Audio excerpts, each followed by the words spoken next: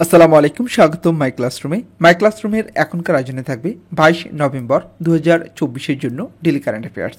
মাই ক্লাসরুমের এই আয়োজনটি আপনাদের অনেকেরই খুব ভালো লাগে। আপনারা অনেক কমেন্টস করেন। আমরা যখন রেগুলার বা নিয়মিত না করি তখন আপনারা আমাদেরকে কমেন্টস করে জানান। আমরা এবারের মাই ক্লাসরুমের ডেলি কারেন্ট অ্যাফেয়ার্স একটু ভিন্ন রকম করে সাজিয়েছি। আমরা চেষ্টা করেছি প্রত্যেকটি প্রশ্নে 4টি অপশন করে দিতে, যেন আপনাদের পরীক্ষার মতো মনে হয় বা বুঝতে সুবিধা হয়। তো চলুন শুরু করি। আর কেমন লাগলো আমাদের আয়োজন, বা এভাবে কেমন মনে হচ্ছে আপনাদের কাছে, একটু ভিন্নভাবে কেমন মনে হচ্ছে সেটি আমাদেরকে কমেন্টস করে জানাবেন। শুরু করছি আজকের আয়োজন।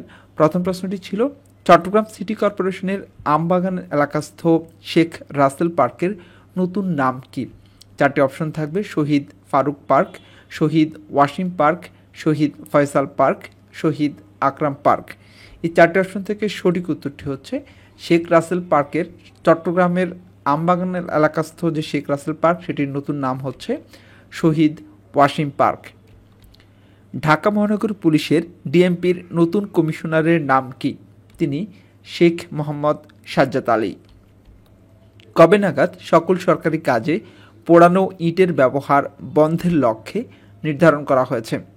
2025 সাল নাগাদ সকল সরকারি কাজে পোড়ানো ইটের ব্যবহার বন্ধের লক্ষ্য নির্ধারণ করা হয়েছে, সেটি 2025 সাল পর্যন্ত। প্রেসিডেন্ট ট্রাম্প কাকে যুক্তরাষ্ট্রের অ্যাটর্নি জেনারেল হিসেবে মনোনীত করেছেন? 4টি অপশন থেকে সঠিক উত্তর হচ্ছে ক অপশনে পাম বন্ডি। প্রেসিডেন্ট ট্রাম্প পাম বন্ডিকে যুক্তরাষ্ট্রের নতুন অ্যাটর্নি জেনারেল হিসেবে মনোনীত করেছেন। দ্বৈত শাসন ব্যবস্থার প্রবর্তক কে? দ্বৈত শাসন ব্যবস্থার প্রবর্তক হচ্ছে লর্ড ক্লাইভ। মানবজাতির প্রথম আনুষ্ঠানিক মুদ্রার নাম কি? মানবজাতির প্রথম আনুষ্ঠানিক মুদ্রার নাম হচ্ছে লিডিয়ান সিংহ। বর্তমান বিশ্বের সবচেয়ে শক্তিশালী মুদ্রা কোনটি? বর্তমান বিশ্বের সবচেয়ে শক্তিশালী মুদ্রা কোনটি? 4টি অপশন থাকবে: কুয়েতি দিনার, ওমানি রিয়াল, ব্রিটিশ পাউন্ড, মার্কিন ডলার। অনেকেই যেখানটা ভুল করবেন যে মার্কিন ডলার দিবেন, কিন্তু সঠিক উত্তর হচ্ছে কুয়েতি দিনার। বর্তমান বিশ্বের সবচেয়ে শক্তিশালী মুদ্রা হচ্ছে কুয়েতি দিনার। ফ্রিডম মেমোরিজ 1954 থেকে 2021 আত্মজীবনীমূলক গ্রন্থটি কার? এই গ্রন্থটি লিখেছে অ্যাঙ্গেলা ম্যার্কেল। নাসার স্পেস অ্যাপস চ্যালেঞ্জ 2024-এর শীর্ষ 40 গ্লোবাল ফাইনালিস্টে স্থান পেয়েছে বাংলাদেশের কোন টিম? টিমটি হচ্ছে টিম ইকো রেঞ্জার্স। সশস্ত্র বাহিনী দিবস কবে পালন করা হয়? সঠিক উত্তর হচ্ছে 21 নভেম্বর। প্রতি বছর 21 নভেম্বর সশস্ত্র বাহিনী দিবস পালন করা হয়। স্বাধীন বাংলা ফুটবল দলের অধিনায়ক কে ছিলেন? জাকারিয়া পিন্টু। বাংলাদেশ পুলিশের নতুন মহাপরিদর্শক বা আইজিপি হিসেবে নিয়োগ পেয়েছেন কে? তিনি বাহারুল আলম। টানা দ্বিতীয়বারের মতো সাবজয়ী পাহাড়ের 3 কন্যাকে সংবর্ধনা দিবে কে? উত্তর হচ্ছে রাঙ্গামাটি জেলা প্রশাসক। আন্তর্জাতিক অভিবাসন সংস্থা IOM বাংলাদেশের নতুন মিশন প্রধান কে? তিনি ল্যান্স বনেউ।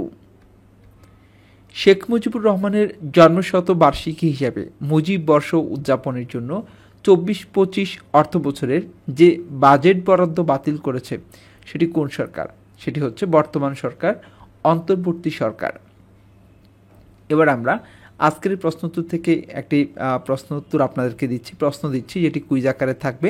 সশস্ত্র বাহিনী দিবস কবে পালন করা হয়? 4টি অপশন আপনার জন্য রয়েছে: 20 নভেম্বর, 21 নভেম্বর, 22 নভেম্বর, 23 নভেম্বর।